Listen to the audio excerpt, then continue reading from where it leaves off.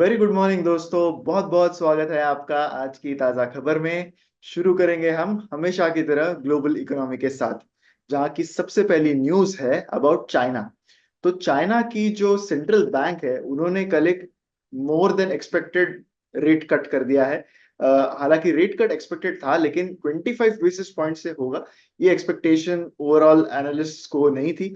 जो 5 year prime rate है वो उन्होंने 25 बेसिस पॉइंट से कट किया। हालांकि 1 ईयर का जो एलपीआर है, लेंडिंग रेट, वो उन्होंने अनचेंज रखा है। तो पीबीओसी जो उनकी सेंट्रल बैंक है, उन्होंने ये जो रेट कट है वो किया है to determine the mortgage rates. So currently after this rate cut, वहां का जो सेंट्रल बैंक का जो रेट है, पॉलिसी रेट है, वो अभी 3.95% हो गया है फ्रॉम 4.20%। तो ओवरऑल मोर और लेस एनालिस्ट को एक्सपेक्टेड था कि शायद 10 बेसिस पॉइंट से कट होके 4.10 तक होगा। लेकिन ये जो higher than expected rate cut है, इससे एक चीज क्लियर है कि वो अब डेस्परेट हो गए हैं डिमांड को और ज्यादा बढ़ाने के लिए। रेट कट्स करने का एक ही मेन रीजन है यहाँ पर कि वो चाहते हैं कि डिमांड जो है वो ओवरऑल बूस्ट हो जाए। पिछले एक साल में Chinese economy suffering from not having enough demand, not having enough economic activity. इसके लिए उन्होंने काफी सारे रेट कट्स पिछले साल भी किए थे, and that seems to be continuing here. इस मूव के बाद कुछ चाइनीज इंडाइसेस जो थे, उनके इंडेक्स के जो स्टॉक रिटर्न्स थे, वो थोड़े से ऊपर रहे कल। हालांकि बहुत बड़ा जंप उनके इंडाइसेस में नहीं देखा गया, बट ओवरऑल एक पॉजिटिव नोट पर चाइनीज मार्केट्स कल एंड हुए थे। तो ये मूव इसलिए अनएक्सपेक्टेड थी बिकॉज मीडियम टर्म के लेंडिंग रेट्स उन्होंने अनचेंज रखे थे ओवर द वीकेंड। तो एक्सपेक्टेशन थी कि रेट कट होगा, बट थोड़ा सा ही रेट कट होगा, ऐसा जनरल ओपिनियन था about from a lot of experts. तो ये जो कट है, that is mainly seems like it is directed towards the struggling property market, जो more than 25% of their GDP के लिए रिस्पॉन्सिबल है। तो प्रॉपर्टी मार्केट वहां पर करंटली बहुत सफर कर रहा है, एंड कुछ हाई प्रोफाइल बैंक्रप्सीज भी हुई वहां पर। एवरग्रांडे शायद आपको पता होगा। तो ये सारी चीजें वहां पर काफी ज्यादा हुई है, एंड ऑब्वियसली ये देखते हुए, दी प्रॉपर्टी मार्केट को भी देखते हुए, ये सारी चीजें देखते हुए, इट वाज डिसाइडेड कि रेट कट यहाँ पर होगा। तो चाइनीज इकोनॉमी की अगर हम बात करें तो that economy has बेयरली grown since what was targeted in 2023, and एक प्रोनाउंस्ड डिफ्लेशनरी ट्रेंड भी आया था। पूरी दुनिया इन्फ्लेशन से सफर करे, लेकिन चाइना में उल्टा प्रॉब्लम था, वहां पर डिफ्लेशन बहुत ज्यादा बढ़ गया था। हालांकि बिजनेस एक्टिविटी जो जनवरी के लिए आई थी, उसके हिसाब से कुछ वहां पर गेन्स होते होते हुए नजर आए थे, कुछ स्लाइट इंप्रूवमेंट वहां पर थे। But overall still the central bank is doing a lot of efforts to revive the demand in the country. अब बात करते हैं इंडियन इकोनॉमी की, जहां पर आरबीआई के बुलेटिन के हिसाब से एक क्लेम जो इंटरनेशनल मॉनेटरी फंड ने दिसंबर के मंथ में किया था, कि उन्हें डर था कि शायद इंडिया का डेट टू जीडीपी रेशियो जो है वो 100% को क्रॉस कर जाएगा। ऐसा डर आईएमएफ ने दिसंबर में जताया था। उसके बाद इंडियन गवर्नमेंट ने तो उस पर एक जवाब दिया ही था, लेकिन आरबीआई ने अपने बुलेटिन में इसका जवाब दिया है। तो आईएमएफ की वार्निंग ये थी कि हो सकता है कि इंडिया का डेट टू जीडीपी रेशियो जो है वो फॉल होगा टू मोर देन 100%। ये उनका क्लेम था। बट कुछ सिनारियोज एनालाइज किए हैं आरबीआई ने इन द बुलेटिन, जहां पर वो इस क्लेम का जवाब देते हुए कह रहे हैं कि the India's debt to GDP ratio that won't be worse than around 73% by FY 31। तो आरबीआई का जो स्टेटमेंट है वो ये है कि उन्होंने कुछ सिमुलेशंस रन किए, यानी कुछ अलग टाइप के सिनारियो एनालिसिस उन्होंने रन किया। आपने कुछ सिनारियो एनालिसिस हमारे स्टॉक वीडियोस में भी देखे होंगे, जहां पर हम कंजर्वेटिव, मॉडरेट, एग्रेसिव स्टाइल से कंपनीज के ग्रोथ को मैप करने की कोशिश करते हैं, टू सी कि क्या सिनारियोस प्ले आउट हो सकते हैं। कुछ इसी तरह का सिनारियो एनालिसिस आरबीआई ने यहाँ पर किया है। तो आईएमएफ ने पहले अपने आर्टिकल में ये कहा था कि इंडिया का जो फिस्कल पाथ है वो काफी एम्बिशियस है, एंड इसको अचीव करने के लिए हो सकता है गवर्नमेंट को बहुत सारी डेट लेनी पड़े, एंड इंडिया का डेट टू जीडीपी रेशियो जो है वो 100% क्रॉस कर दे इन द मीडियम टर्म। लेकिन आरबीआई के इकोनॉमिस्ट्स का ये कहना है कि जनरल गवर्नमेंट डेट जो है वो मूव होती है as a percentage of national GDP under different scenarios that they have mapped, and वो ऐसा एक्सपेक्ट कर रहे हैं उनके मॉडल के हिसाब से कि जो रियल जीडीपी ग्रोथ है during the next few years, that will B 7.3%, and the retail inflation जो है, headline retail inflation, that will be around 4.3%। तो इस हिसाब से जो नॉमिनल ग्रोथ आती है, that comes out to somewhere around 12%, 11.6 12% के आसपास की ग्रोथ यहाँ पर आती है। तो उन्होंने इस हिसाब से कुछ सिनेरियोस मैप अप किए, एंड उस हिसाब से the debt to GDP ratio that will be somewhere between 73.4% to 75.3% के बीच में, somewhere this debt to GDP ratio would be for India by FY31. अब बात करते हैं कुछ स्टॉक वाइज अपडेट्स की, जहां पर सबसे पहली न्यूज है अबाउट देवयानी इंटरनेशनल। तो यम रेस्टोरेंट्स जो है, जिनकी 4.4% स्टेक है currently in Devyani International, they are looking to sell their entire stake for ₹814 crore. ये न्यूज कल आई थी।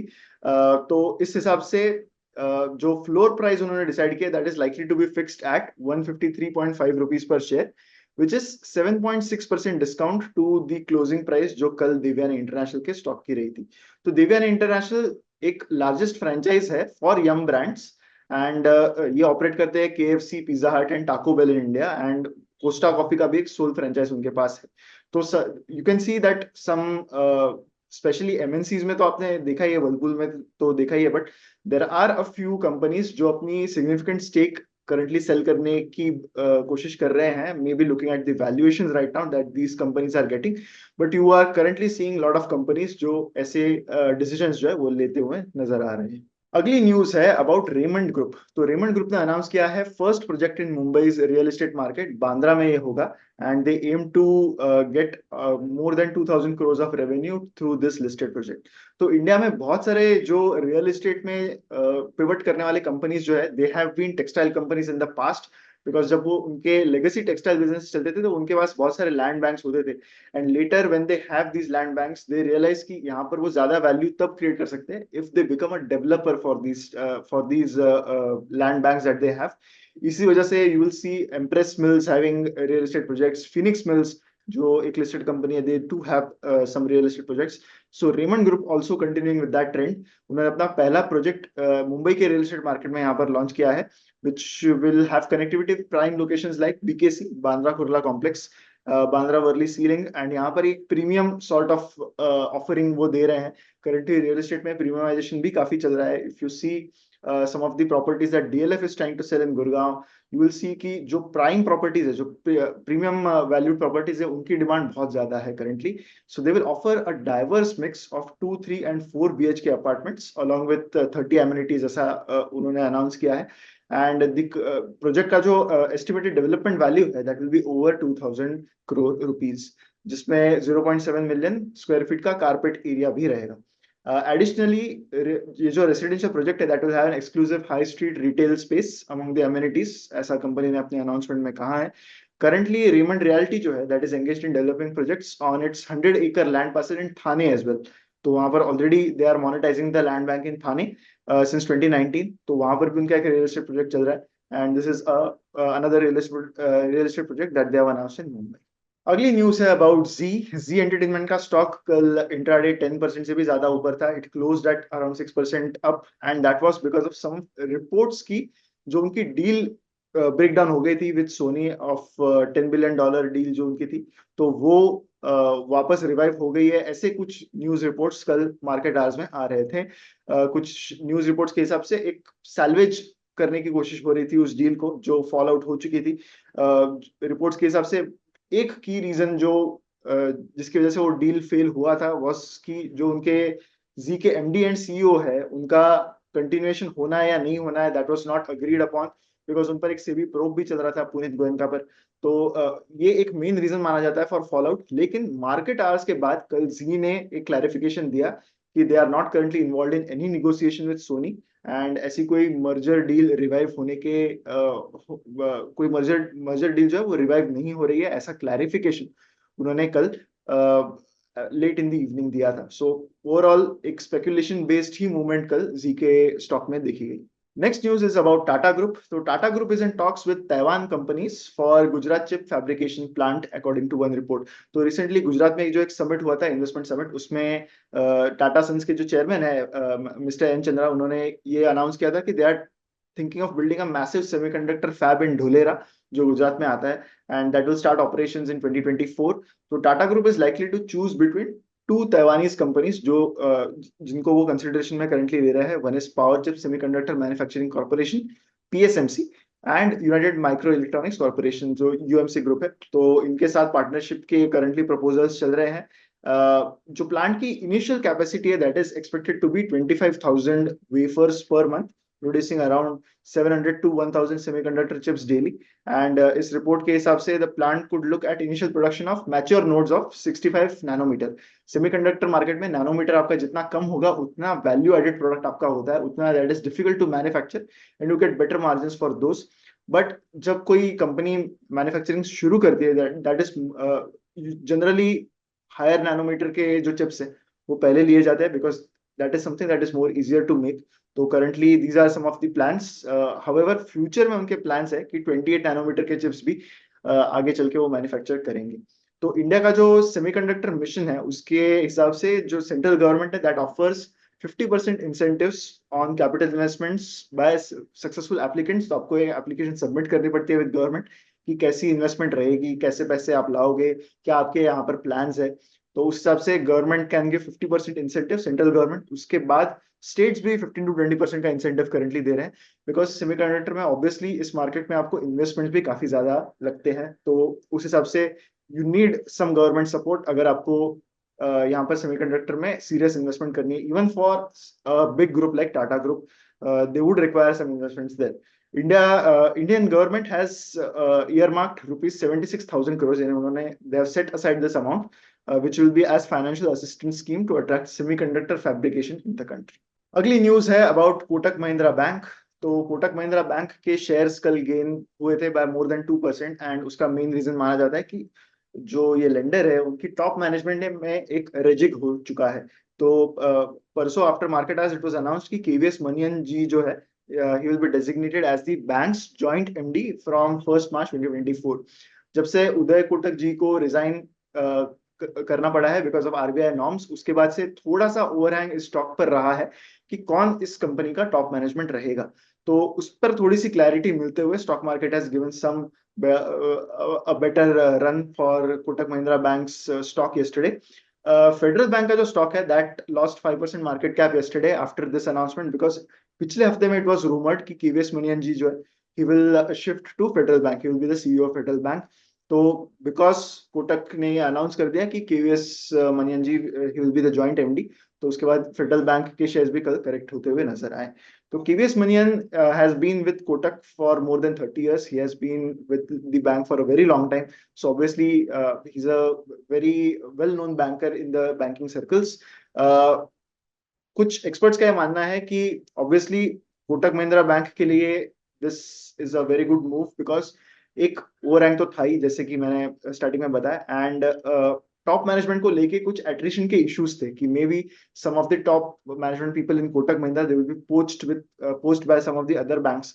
तो उस पर थोड़ी सी क्लैरिटी मिलते हुए the street liked what they saw in the news by Kotak Mahindra bank.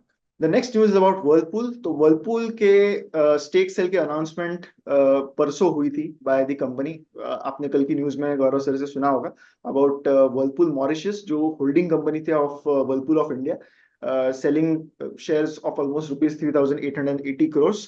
तो वो ट्रांजैक्शन कल हो चुका है in the form of a bulk deal. तो इससे अभी वर्लपूल मॉरिशस जो है उनकी stake in Whirlpool of India that will be reduced to 51% from 75% जो करंटली है। तो still they have decided that they want a controlling stake in the company। The main reason for them to sell this stake is I think maybe they found the valuations better compared to their own valuations in the countries where they are listed। इसी के साथ company जो holding company है उनको भी अपनी कुछ date जो है वो रिपे करनी है जिसके लिए उनको कैश की जरूरत थी। So that seems to be the reason for the stake sale. Who are the buyers जो ब्लॉक डील हुई है उसमें Aditya Birla Sun Life mutual fund, DSP mutual fund, ICICI Prudential, Nippon India mutual fund, SBI mutual fund and Societe Generale were the buyers in the stock in the block deal. So that is it for today's news. अब बढ़ते हैं हमारे final section पे यानी कि believe it और not section पर। तो आज जिस चीज की हम बात बिलीव इट और नॉट में करने वाले हैं, maybe some of you are aware about this, we are going to talk about Sam Altman. तो ओपन एआई के सीईओ है Sam Altman and recently has been in the news for raising an astronomical figure for his new venture। तो recently कुछ reports के हिसाब से Sam Altman is meeting with officials in UAE, United Arab Emirates, to pitch his plans to build new chip factories, semiconductor chip के factories जो वो build करने के लिए उनके plans है। उनके हिसाब से ओपन एआई को खुद को, जो उनकी कंपनी है, उनको they need more computing power. Currently वो माइक्रोसॉफ्ट पर रिलाय कर रहा है for this. But Sam Altman का ये कहना है कि आगे चल के जब एआई एक नॉर्मल सी चीज हो जाएगी, तब हमें ज्यादा चिप फैक्ट्रीज की जरूरत है, ज्यादा चिप्स की जरूरत है, सेमीकंडक्टर की बहुत ज्यादा रिक्वायरमेंट तब होने वाली है। एंड चिप प्लांट्स ऑब्वियसली ज्यादा सस्ते तो होते नहीं है, बहुत ज्यादा इन्वेस्टमेंट, बहुत ज्यादा पानी आपको लगता है ये सब चीजों के लिए। तो कितनी इन्वेस्टमेंट वो मांग रहे हैं? He is looking to raise 7 trillion US dollars. That's right, 7 trillion US dollars is the amount that Sam Altman is currently looking to raise. इतनी बड़ी अमाउंट, इसके आसपास भी कोई अमाउंट आज तक रेज की नहीं गई है for financing any project. Currently these are just some of the reports, you can say these are some of the rumours. 5 to 7 trillion dollars के बीच की amount is what Sam Altman is looking to raise. उनका ये पिछले हफ्ते में कहना था कि एआई इंफ्रास्ट्रक्चर के लिए ज्यादा फैब फैसिलिटी की जरूरत है, एनर्जी की जरूरत है, डेटा सेंटर्स की जरूरत है। तो इसके लिए बहुत सारी इन्वेस्टमेंट लगने वाली है आने वाले टाइम में। And that is what he is looking to scale using this investment. लेकिन 7 ट्रिलियन डॉलर्स बहुत ज्यादा अमाउंट होती है। जस्ट फॉर कंटेक्स्ट, अगर हम सिर्फ कंपैरिजन के तौर पर देखें, this is clearly more than the GDP of Germany, UK and obviously India. This is 45 times the cost of building International Space Station, and this is double the revenues of global automotive industry in 2023. पूरी global automotive industry के revenue का double amount है ये that Sam Altman is looking to raise. It is 13 times the revenues of global chip industry in 2023. So आप समझ सकते हो कि जो scale है जिसका raise वो करना चाह रहे हैं from this is massive. According to reports, Sam Altman has already met with the chairman of Sovereign Wealth Fund of Abu Dhabi in the United Arab Emirates. इनका खुद का फंड जो है that is currently worth $790 billion. But the scale of this amount is nowhere close to what has been raised in the past. So ये देखना होगा कि how he will be raising. Obviously ये एक stretch का valuation नहीं है। जो भी invest करेगा इसमें that particular fund is going to give the amount in tranches, but still it remains a very, very huge amount. So that was it for today's news. मैं आशा करता हूँ कि आज का वीडियो आपको अच्छा लगा होगा। वीडियो को लाइक जरूर कीजिए, शेयर कीजिए, चैनल को भी सब्सक्राइब करना मत भूलिए। हमारी वेबसाइट investednet.in पर बहुत ही अच्छे personal finance and portfolio related products है आपके लिए। तो मैं चाहूंगा कि आप जरूर हमारे प्रोडक्ट्स हमारी वेबसाइट पर चेकआउट करो। बहुत अच्छे ऑफर्स भी आपको मिलेंगे if you contact our relationship cell. आशा करता हूँ कि आपको ये वीडियो अच्छा लगा है। मिलते हैं अगले वीडियो में। Thank you so much.